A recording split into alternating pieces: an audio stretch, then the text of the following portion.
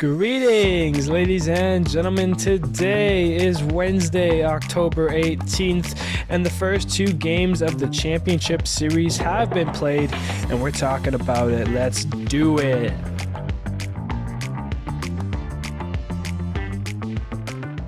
Hello, everybody. My name is Steven. This is the middle of the order. How are we doing today, ladies and gentlemen, on this middle of the week episode? Never done a Wednesday before. We're going to dive on in here to talk some baseball. The Astros and the Rangers are in full swing. The Phillies and their loud crowd. What a two games that they just played against the D-Backs. We're going to start and dive on in today with talking about the Rangers and the Astros series. So, let's dive in on the recaps for those two games here. All right, so game one was a pitcher's duel in a sense. The Rangers did get on the board in the second after an Evan Carter double and a Jonah Heim single.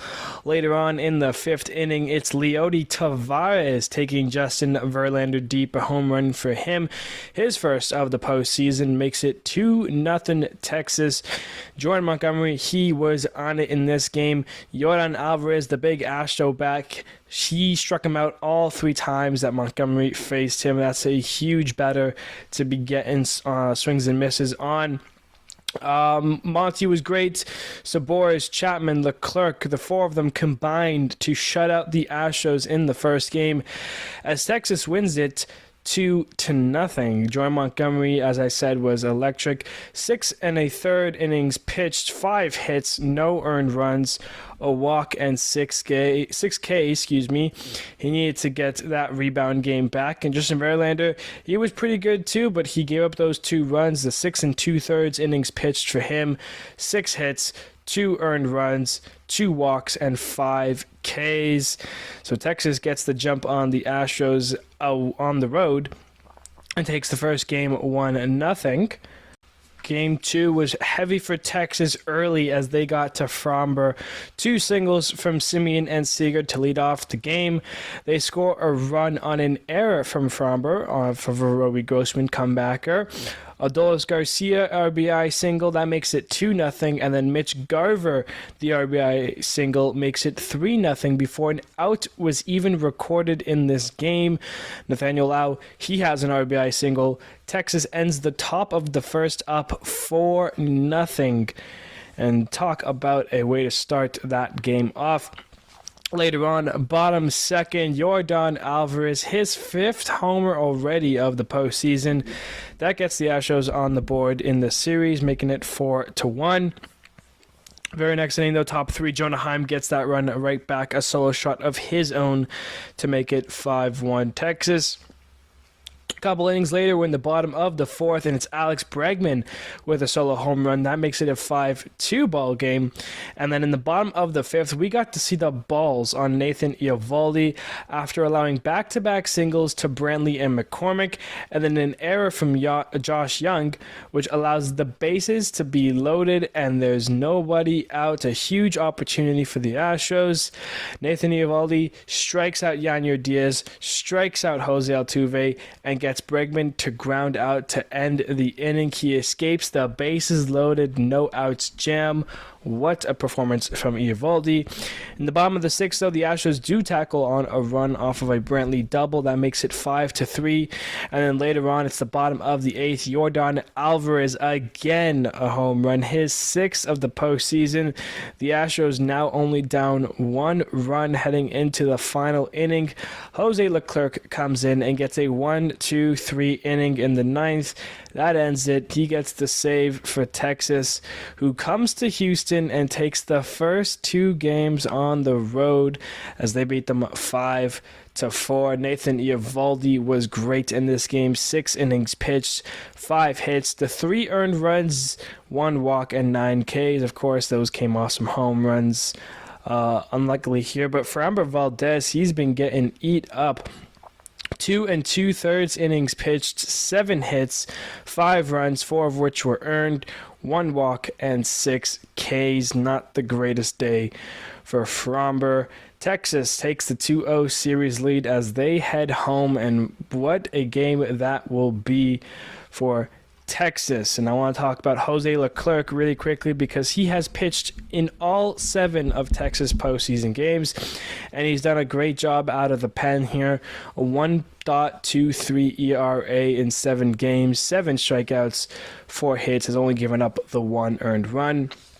He's been a pretty piece to that Texas bullpen that was so questionable coming into the postseason, and he's been doing his best to help out when they can alongside Montgomery, Eovaldi, guys like Chapman. He almost had a scare in the first game, giving up almost a 2-run home run to Bregman, but Evan Carter makes a nice catch at the wall. It wasn't going to be a 2-run home run, but that's what everyone thought when Bregman swung at the pitch from Chapman. He's given up home runs to the Astros before, so you didn't want to make that mistake twice. So Leclerc been dominant. Give him his props. He's been great. All right, moving along now. Let's talk about the D-Backs and the Phillies. And Citizens Bank Park deserves the credit right now. Those fans have been electric in this postseason, whether it was games against Miami, games against the Braves, or now games against the D-Backs. That fan base is off the charts right now, Talking about game 1, welcome to the NLCS. First pitch from Zach Gallen to Schwarber, and it is crushed. 1-0 Philly. Leadoff bomb from Schwarber. And we're not done there yet. Harper, on his 31st birthday, turns on 1 2 batters later. It's 2-0 with 2 home runs off of Gallen in the first. The very next inning, Castellanos is on a home run hitting tour, and he crushes his 5th home run in 3 games as he makes it 3-0. 3 solo shots early have the Phillies out in front. Next inning, with a Turner double, the base is open. They pitch to Harper instead of walking him, and he sends one down the line. Turner scores. It's 4-0. Later on, bottom 5, Real Muto joins in on the fun with an RBI single. 5-0 Philly. And Zach Wheeler was absolutely impressive. He gave up a leadoff hit on a broken bat to Corbin Carroll in the first inning to lead off the game. And since that point, he retired the next 15 hitters in a row. He was cruising until the 6th inning where the D-Backs put an end to that. A Longoria single ended the 15 consecutive outs. And then a 2-run home run from Geraldo Perdomo put the D-Backs on the board as they made it a 5-2 game. Next inning, in the top of the 7th, runners on the corners, no outs. All the D-Backs can get is a sac fly from Alec Thomas to make it a 5-3 game. Nothing happens from that point on. Kimbrel comes in, gets the save, winning game 1 for the Phillies as they take it 5-3. And like I said, Zach Wheeler was great. 6 innings pitched, 3 hits, 2 earned runs off of the home run, no walks, and 8 Ks. Zach Gallen, on the other hand, he was okay, to be honest. I mean, yeah, he gave up the 3 solo shots, but he was still pitching all right. 5 innings pitched, 8 hits, the 5 earned runs, 2 walks, and 4 Ks. But in this, in the postseason, it doesn't matter how good your stuff looks. Giving up 5 earned runs in 5 innings is not what you want from your starter. Phillies take game 1. Game 2 now for the D-Backs, and it's a little bit louder and a little bit worse. 2 batters in, it's 1-0. Trey Turner solo shot. Bottom 3, it's Schwarber again, home run. It's 2-0 Phillies.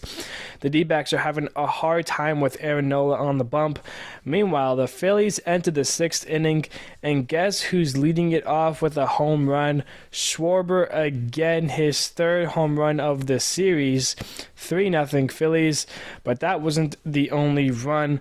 With 2 outs in the inning, Real Muto delivers a 2-run double to make it 5-0. They walk Castellanos, and then Marsh doubles a run in. Real Muto scores. It is 6-0 Philly. Next inning, bottom of the 7th, and it's more of the same. Alec Boehm, he doubles in, 2 runners score. That's 8-0. Real Muto, another RBI on a single, and then Castellanos with a sac fly. That brings it to double digits as the Phillies score 4 runs in the 6th and then add 4 more in the 7th to make it a 10-0 game.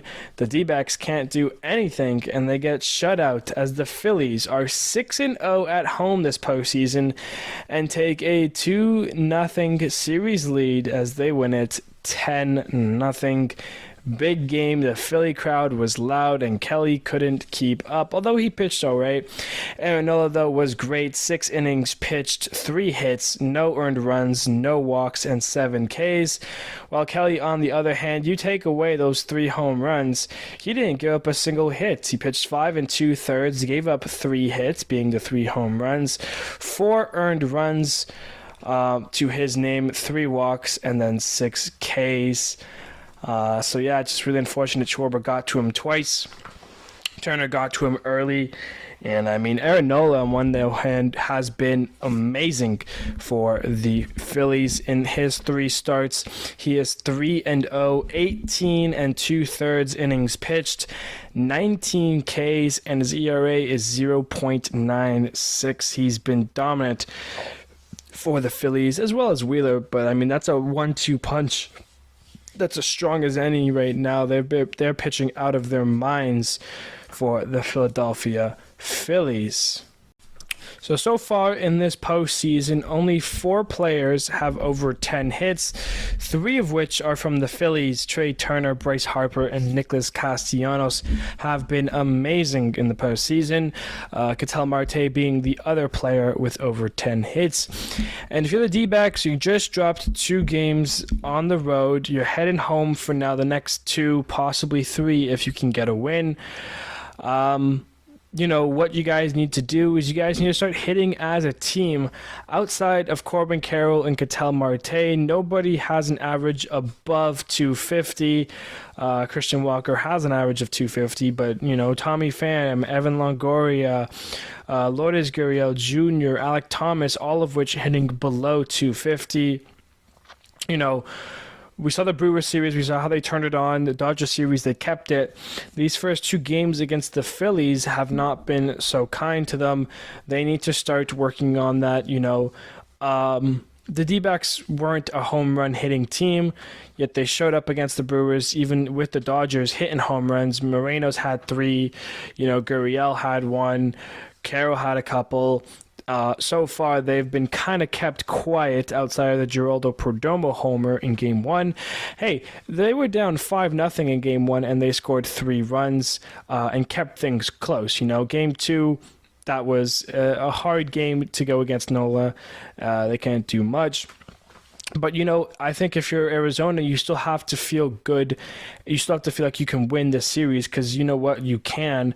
You just need to get through these next couple of games here and have a better game plan when you have to face Wheeler and Nola again. That's where you guys will struggle. That's where you guys could lose this series. But Philly's been electric. They've been dominant, and, they deserve to be up 2-0. The Astros, on the other hand, they're struggling mightily against Texas right now, and even in the postseason in general. The Astros need Kyle Tucker. He's batting 4th there. He's a guy, and he is 2 for 22 in this postseason with 7 Ks. That's an average of 0.91.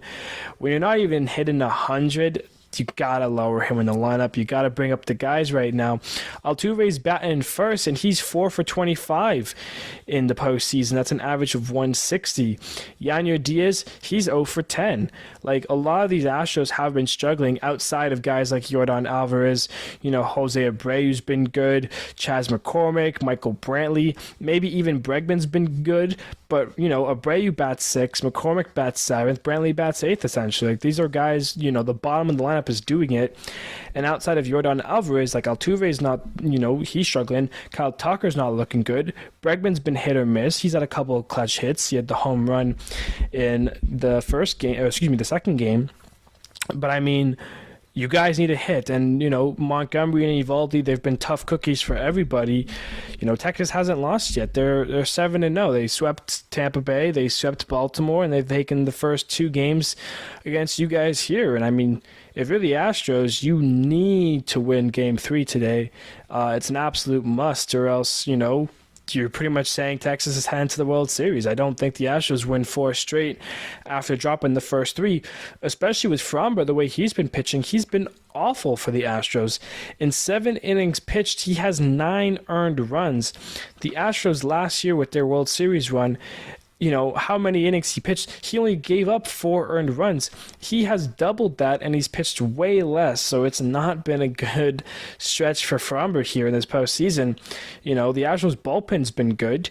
They're able to stop the bleeding after, starting pitcher comes in and finishes the job. Brian Abreu in the back of that bullpen has been amazing. He has 11 strikeouts in 5 1/3 innings pitched. Hasn't given up a run yet. Ryan Presley hasn't given up a run yet. Outside of guys like Hector Neris, Ryan Stanek, the Astros bullpen has been great, but they just need to get offense early. They need to have their starter hold Texas early. Texas's offense is potent. They will jump on you. We saw that with Framber in Game 2, 4 runs quick like that. If the Astros limit that, they win the second game, So for Astros fans, for D-Backs, you guys are struggling right now. You guys are 0-2. It's a must-win game for Game 3. The D-Backs tomorrow, the Astros tonight. You have to win it if you are those 2 teams, or else right now we're looking like we're going to have a Rangers-Phillies World Series matchup. Who could have predicted that one? And if you're the Astros today, it might be a little bit harder because Max Scherzer is back, and he is pitching and starting for Game 3 for Texas. What a story for Scherzer. His last start was September 12th against the Blue Jays, pitched 5 1/3 scoreless innings there.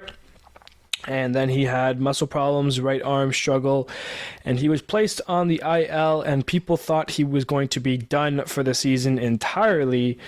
But he immediately said, no, you know what? If we make postseason, we get deep enough, I'll be back. And he's worked hard, and sure enough, after a month plus a week, he is back. He is pitching Game 3 today against Christian Javier. And if you're Texas, that's huge for you to get this guy back in your rotation. Montgomery and Eovaldi have been great, but how much can, Scherzer has been a multiple Cy Young winner. He's been in these games before. He's won a World Series. Like, he is a guy that you need if you're Texas. And, if you're going to the game today, I'm sure you're more than excited to watch this guy pitch. The question that I'm wondering, though, is how far will he go into this game? Obviously, we know that he's coming off of injury. And the Astros, they've hit him before. They've seen Scherzer in games like this before, the 2019 World Series. And if we get Scherzer out early, we see more of that Texas bullpen, right? Where we're talking about how this Texas bullpen has been really good. That's also because guys like Eovaldi and Montgomery have brought them into the 6th inning, into the 7th inning, where they only have to get, 2 innings of work, 3 innings of work. And Leclerc's been, pitched in 7 games. Sabores has been a back-end guy, Chapman here and there. But we haven't really seen the full Texas bullpen because they don't need to go to them. If Scherzer only gets, let's say, 5 innings, that's 4 innings of work for the bullpen, and that gives the Astros plenty of time, if they need to come back in this game or if they need to add on to a lead. So I think this is a big one for the Astros. If they can get to Scherzer and they can get to him early, I think Texas could be in a situation, if they end up using a lot of their bullpen, that puts them in a struggle for these next 2 games in Texas, right? They're playing 3 games in a row now, today, tomorrow, and on Friday, if necessary. And if the bullpen is being taxed today, they could be even more taxed tomorrow and even on Friday if needed. So the Astros need to get to Scherzer. It is good to have him back, and it is going to be fun to watch him pitch today. But the only question really is, how effective will he be for the Rangers? All right, now let's take a quick look at the upcoming games for the postseason here for the championship series. Today is Game 3 of the ALCS. Christian Javier for the Astros in Texas taking on Max Scherzer for your Rangers. Tomorrow will be Game 4 of the ALCS. It's TBD versus TBD, so we're not sure who's going yet. Tomorrow also Phillies and D-Backs. We're heading to Arizona now for Game 3, and it's going to be Ranger Suarez on the bump for the Phillies as they take on Brandon Pfaadt, the rookie for the Diamondbacks. Tomorrow on the Thursday. On Friday, we have Game 4 of that NLCS with TBDs on the bumps. And then if necessary, if Texas doesn't win today and tomorrow, we'll have Game 5 of the ALCS, if necessary, in Texas there. Saturday, the 21st, we run Game 5 of the NLCS if the Phillies don't win the next two. And then Sunday on the 22nd, it'll be Game 6, if necessary, of the ALCS between the Astros and Rangers. But that would mean Houston winning 2 of the next 3. So we'll see if we'll get to Game 6 regardless.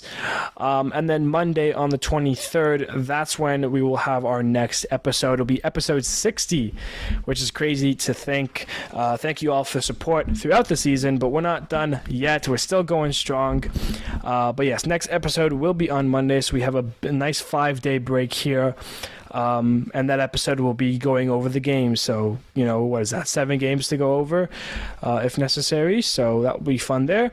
And then who knows? Maybe I'll be talking about the World Series preview between, the Rangers and Phillies on Monday. But yeah, that's going to wrap it up for us today. Thank you, everybody, so much for listening. I hope you're enjoying your postseason baseball, and I really hope right now that you're taking in every moment of these baseball games. We have football back, hockey is now back, basketball is around the corner. We'll have that nice week and a half of all 4 sports being played at once, but then the baseball season will come to an end. So really enjoy these baseball games in the next few weeks here. Thank you, everybody, so much, and I will see you guys on Monday.